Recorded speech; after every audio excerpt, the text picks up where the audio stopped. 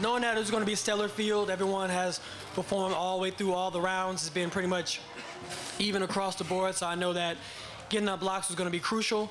The middle phase was going to had to be almost flawless, and to bring it home, I had to make sure that I had precise technique to come through the line. And basically, other than that, the race was a blur. And I just gutted it out as much as I could. I think that going home and honing on my craft and my technique, I have a lot left in the tank. Man, honestly, I was just thinking about reacting to the gun and trying to get out and, you know, put these guys behind me and as best I could and just try to hold it strong, come back home. You know, I felt a little pressure towards the end, so just tried to lean as best I could, and I made it. I'm here. Yeah, I felt pretty good. I'm just excited to make the team. That was the whole goal. And I'm just thankful for all my sponsors supporting me. EAS, Omega, Gillette, and all my sponsors have been supporting me from day one, and that means a lot to me. Thank you, gentlemen. We'll open it up for questions.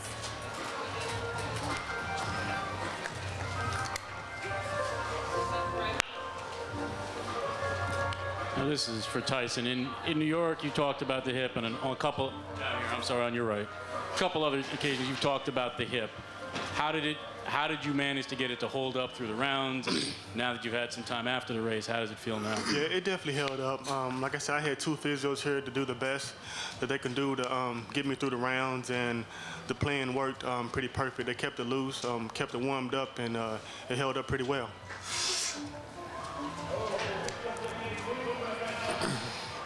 Tyson, could you just compare yourself to say 08, you know, when you went into the Beijing with the hamstring problem?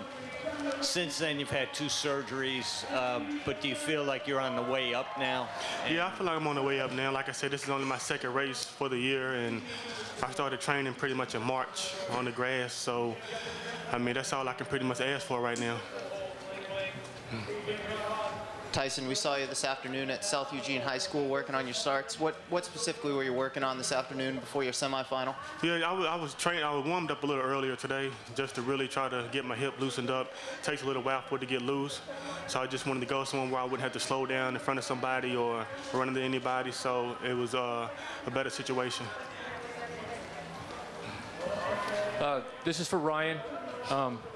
Ryan, what's it feel like? You come back home, a little bit of a dark horse maybe coming into this race, but you're on the team. Can you just talk about your emotions and what it's like to be at Hayward Field and to win an Olympics team spot? You know, I'm truly blessed right now to be here, and just happy I got to run at Hayward Field. It's like my home track, so you know, every time I run here, it's just, you know, feel the presence of the fans and everything. It's just amazing. So I'm happy. I can't even bring words to say right now. It's just, you know, first team I've had. This is my 2nd meet of the year. Much like Tyson, we've had injuries all year. So I mean, I just feel real blessed right now. Real blessed. Hey, Justin, talk about what you're feeling right now. Redemption. What do you feel? I mean, how does it feel? I mean, I've heard a lot of words over the past year or so, like especially this season, redemption, road, you know, my journey. I just been really focused on just honing in, just sticking to what I know, and going out there and just being a fast runner. You know, just breaking it back down to the simplest forms of just competing, and that's what it was. Not worrying about the rain, not worrying about the cold. You know, these 7 of the guys who had to go through the same thing I had to go through, and just go out there and make the best win. That's what I've really been focused on this whole season.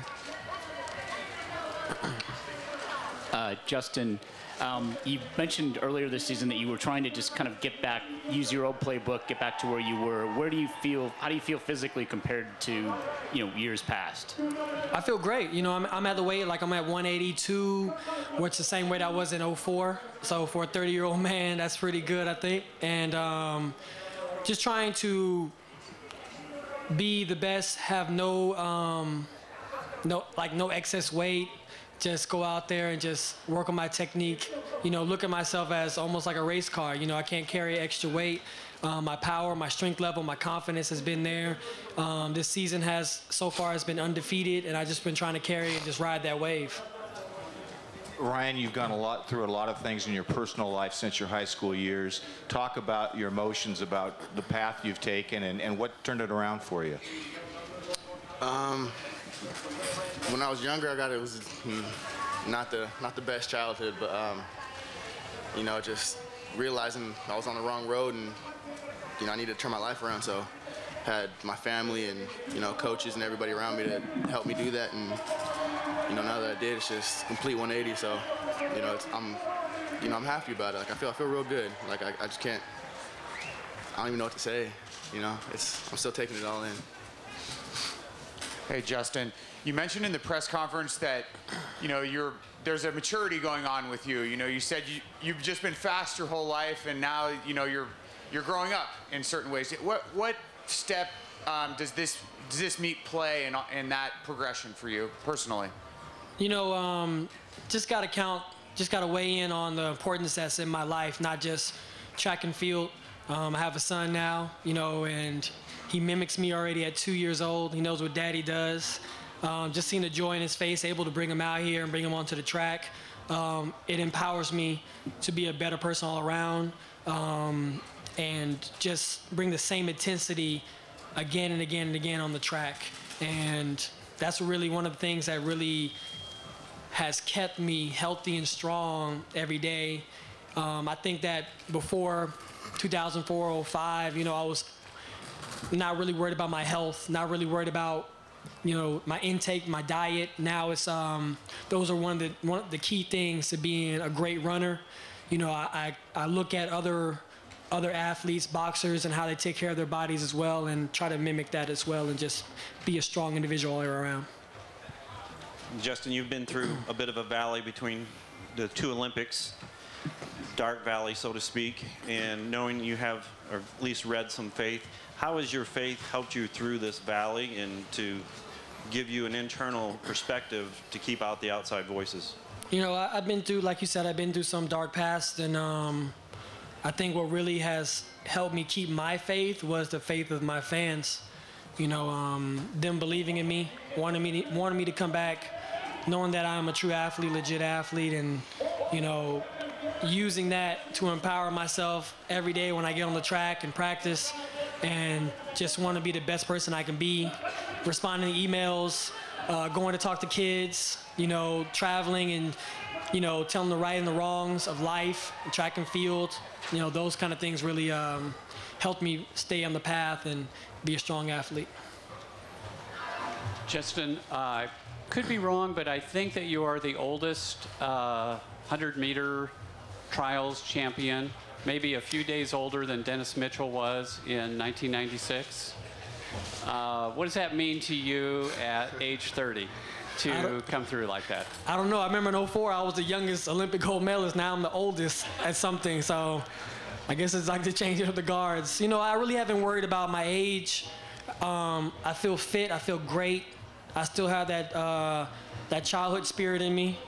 I'm still the same Justin. I love to go out there, goof around, laugh, wish my opponents well. But I guess I set a record today. So congratulations to myself. Justin, just a few days away till the Jamaicans have their own trials. Usain Bolt's obviously he's seen as the favourite at the moment. I just wonder, to what extent do you think beating him and the Jamaicans is a possibility? I don't think I would come back to a sport where I think that I'm okay with getting second or third. I train very hard. I think all these guys up here as well train very hard, 6 days a week, 6 hours a day, and we're all have our eye on the prize. We want to get that gold. So if it's going to be 3 Jamaicans in our way, or if it's going to be the whole world in our way, that's what it's going to take to get around that and get that gold medal. And that's what my focus is. I love entertainment. I love watching movies. I love watching theaters in the park. I love watching plays. So, I mean, that's the theatrics that they want to do, you know, so be it. You know, I got to worry about my lane. If he's in lane 4 doing the tap dance, that's great. I'm in lane 3, focus on lane 3, you know. My lane is just as long as his lane. It's no shorter, you know, and I got to worry about what I do, you know. So, I mean, I think that what he does and what he's brought to the table has definitely brought excitement to the track. It's brought attention to the track and field world, you know. But I'm my own person, you know, so I can't mimic that. I can't do that. I'm me. And if that gets him in the zone or that messes with somebody else's head, then so be it. That's his game plan.